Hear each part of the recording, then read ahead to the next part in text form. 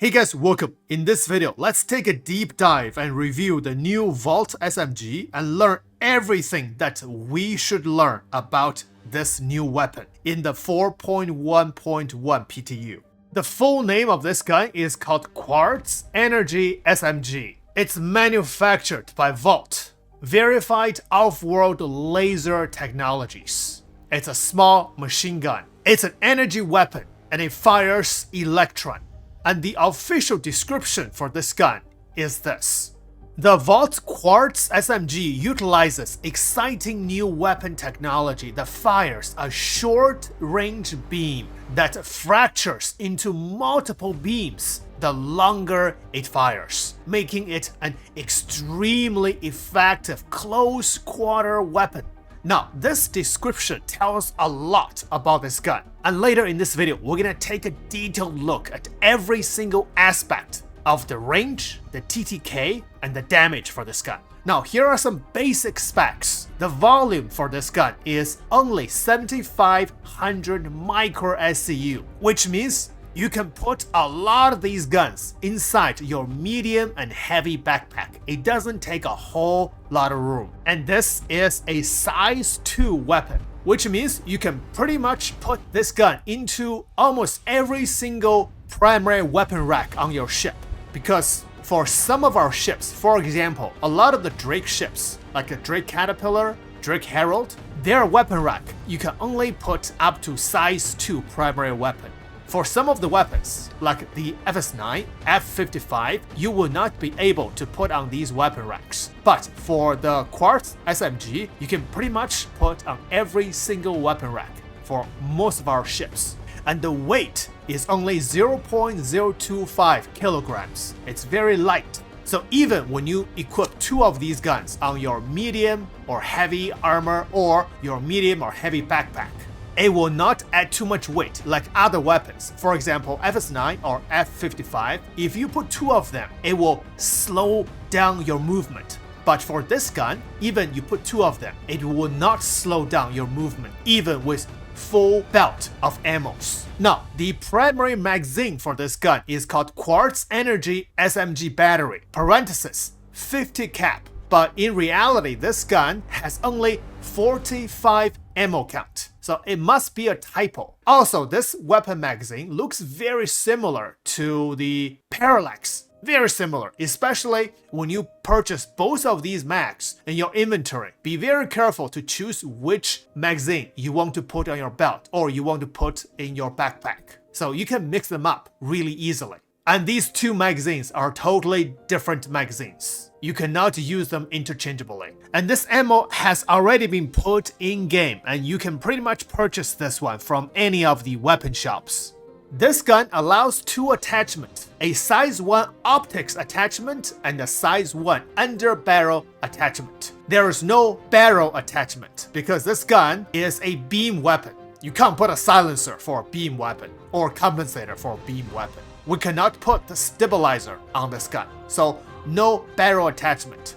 And this gun has only 1 firing mode, beam firing mode. So 1 more weapon for the beam citizen. Even though the description says this gun fires a short-range beam that fractures into multiple beams the longer it fires, but in reality, when I test this gun, it doesn't split at all. So when you fire this gun, you have 1 main beam firing out from the barrel, and then you have a few small lightnings to create some lightning effect around the main beam, but there is no beam splitting animation, so that description is not entirely accurate. If my research is correct, this gun has 4 colors that you can loot, except those 3 that you can get from the Wikilo collector. First color is the default color, the blue one, and second color is this military green. It's called Deadfall. The Deadfall edition is primarily muted green with black highlights. And third one is called Black Op.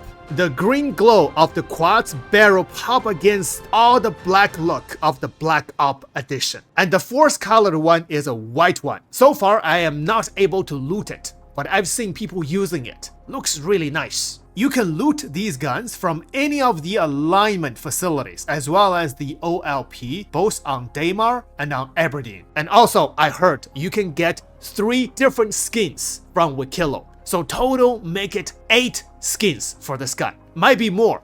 Now, here comes the crazy part. The DPS for this gun, both sustained and burst DPS, is 205 hit points. So over 200 damage per second. That's insane, right? However, it is restricted by these few factors. First, the recoil. Even though this is an energy weapon, beam weapon, but I wouldn't say a huge recoil like the P8, but you do have significant amount of recoil if you hold the trigger consistently.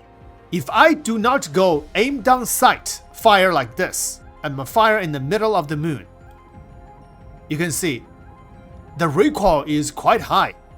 Fire again.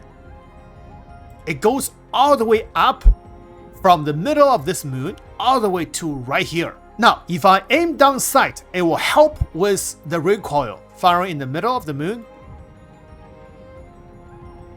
Actually, it doesn't help at all. You can see the recoil still goes up that high.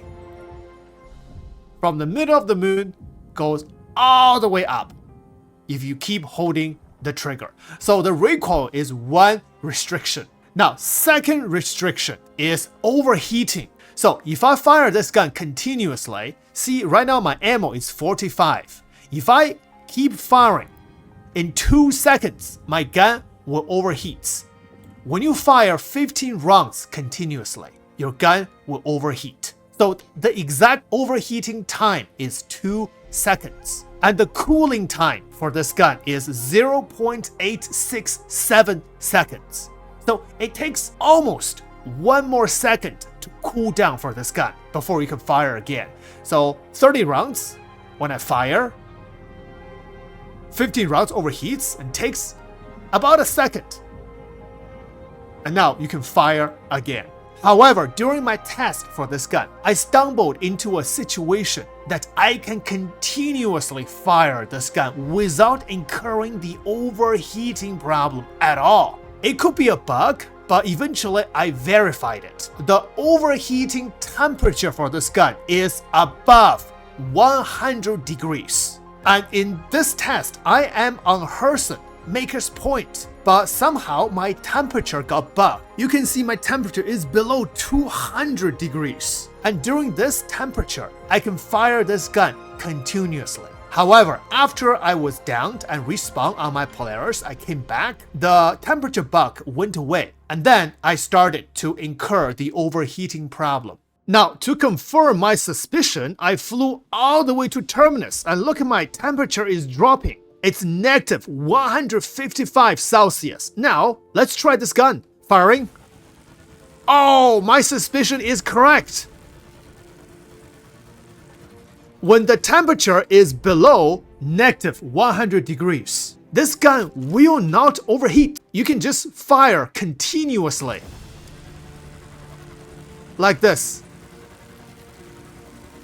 But the longer you hold the trigger, the bigger the recoil. Now, the third restricting factor is major and very important, which is the range. Only 50 meters. As you can see, I'm testing this gun in space, and the laser beam only reaches so far, but that's not it. The damage drop will start at 20 meters. So, within 20 meters, this gun will do 205 damage per second. But beyond 20 meters, the damage drop will be 6.83 hit points per meter. Let's do the math. At 30 meters range, the damage drop will be 60, which means at 30 meters, you will be doing about 140 DPS. After 50 meters, the damage will be absolutely zero. And that is the major restricting factor. That's why the description says this is a deadly close quarter weapon.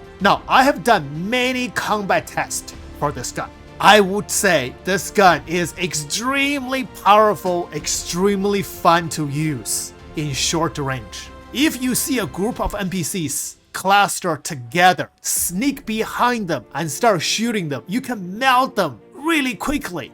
It's so satisfying. However, for the long range enemies that shooting at you, I still have to pull out my 50 cal, the Koda pistol. Anything beyond 50 meters, I will not be reached with this gun. Also, during my combat test at Rappel, I stumbled into a player. I wasn't going to shoot him. I holstered my gun when I see there is a player inside this room. However, this player just keep chasing me, keep shooting at me, so in the end, I have no choice but to pull out this Quartz SMG and melted him in 2 seconds. And after that, I over melted him. So as you can see, in short range, this gun is also extremely deadly in PvP. More than that, I also tested this gun on my Gladius. Look at this!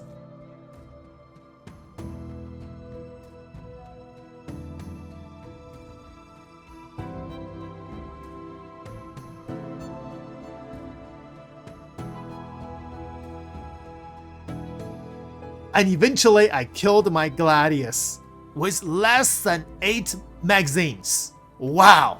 Within 20 meters before the damage drop.